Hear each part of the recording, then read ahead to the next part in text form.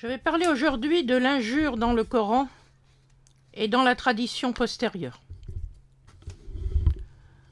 Aujourd'hui, l'injure à la religion, à Allah ou au prophète, autrement dit, ce que l'on appelle aussi le blasphème, sont souvent sanctionnés pénalement dans nombre de pays musulmans et même parfois criminalisés, comme en Iran, au Pakistan ou en Arabie saoudite. Un degré supérieur a été atteint quand les idéologies djihadistes violentes de ces dernières années ont armé le bras d'individus fanatisés qui se sont crus investis d'une mission quasiment divine. Ces fanatiques ont commis les attentats et les meurtres atroces que nous avons tous en mémoire en criant le nom d'Allah et en prétendant venger le prophète.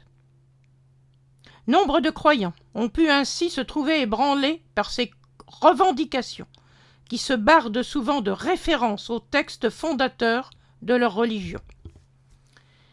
Il est indéniable que des idéologies mortifères traversent l'islam contemporain en crise. Des idéologies de même nature avaient traversé auparavant d'autres religions, aussi bien que plus récemment de grandes idéologies non religieuses. Mais on peut dire d'emblée qu'aucune religion n'aurait pu se perpétuer dans le temps en semant la mort autour d'elle. Alors, pour briser les illusions de légitimation des acteurs criminels d'aujourd'hui, pour se dresser contre ceux, acteurs étatiques ou idéologues religieux qui manipulent les références du passé, la démarche historique peut nous donner le moyen de penser le présent en responsabilité. Revenons donc au Coran pour voir ce qu'il nous dit. Le passage de la sourate 6 au verset 107 et 108 est particulièrement intéressant.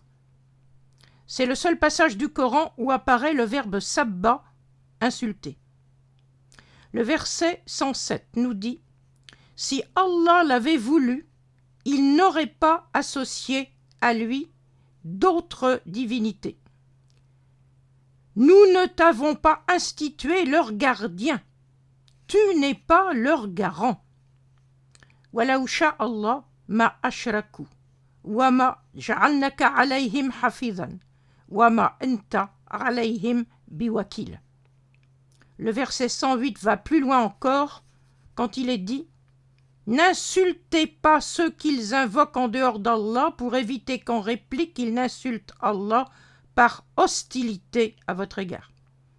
Wala tasubbu alladhin yu'zun min dunillah fa yasubbullah udwan. » Autrement dit, Allah n'a pas besoin d'être défendu.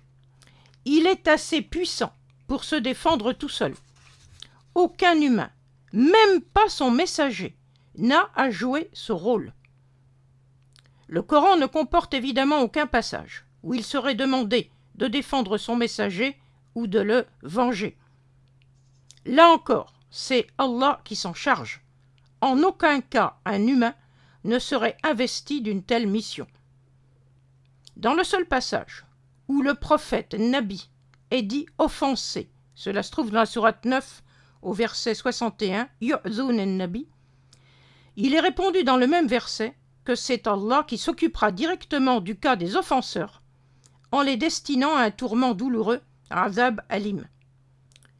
La réponse donnée est donc qu'ils sont promis à l'enfer.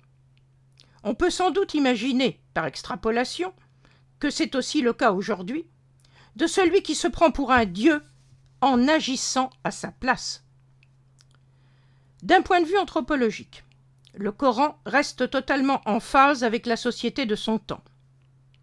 La société du 7e siècle n'autorisait de riposte qu'à la suite d'une atteinte physique dans le cadre du qisas, la compensation à équivalence du dommage causé dont il est question dans la sourate 2 au verset 178 et la sourate 5 au verset 45.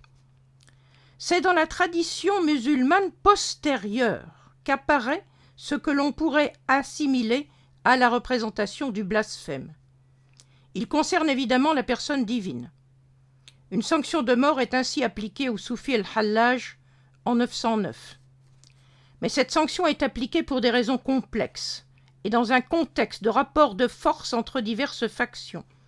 Le califat abbasside est alors en perte de vitesse. Il va bientôt être mis sous tutelle militaire sous le régime des grands émirs en 945.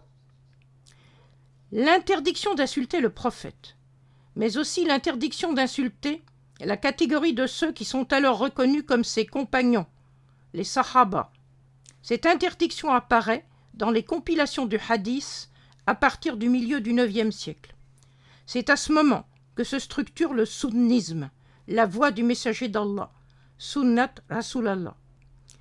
Cette idéologie nouvelle, à vocation intégrative, valorise puis sacralise de plus en plus la figure de Mohammed. Elle se représente une période initiale idéale qui aurait été celle de la Ummah de Mohammed. Cette idéologie nouvelle aboutit du même coup à transfigurer le passé réel et les querelles de pouvoir des premières générations, ce qu'on appelle les fitnas. C'est à cette époque que la Sunna proclame qu'il est interdit d'insulter les compagnons de Mohammed. Nahi an sab as-sahaba. Il s'agissait alors d'enterrer définitivement tout ce qui compromettait la représentation collective d'une vision idéalisante du passé dans une société impériale qui n'avait plus rien à voir avec les conditions tribales du passé premier. Il faut bien voir cependant que ces reconstructions imaginaires sont restées limitées au milieu des idéologues. Elles n'ont eu quasiment aucun effet dans la vie des sociétés. Elles n'ont que très rarement donné lieu à des incriminations par les pouvoirs en place. Il y a donc un contraste très fort avec ce qui se passait au même moment dans le christianisme, avec notamment les procès, la violence de l'Inquisition et les accusations multipliées de blasphème. Ce n'est que très récemment, c'est-à-dire dans le monde actuel, que plusieurs États musulmans ont légiféré sur le sujet, se piquant d'une religiosité exacerbée comme en réaction différée à la domination des anciens colonisateurs. C'est plus récemment encore que de prétendus vengeurs du prophète auto-investis sont apparus et qu'ils ont commis les crimes que l'on sait. On vient de voir qu'ils sont en totale contradiction avec les recommandations du Coran dont ils prétendent se réclamer et se légitimer. À bientôt.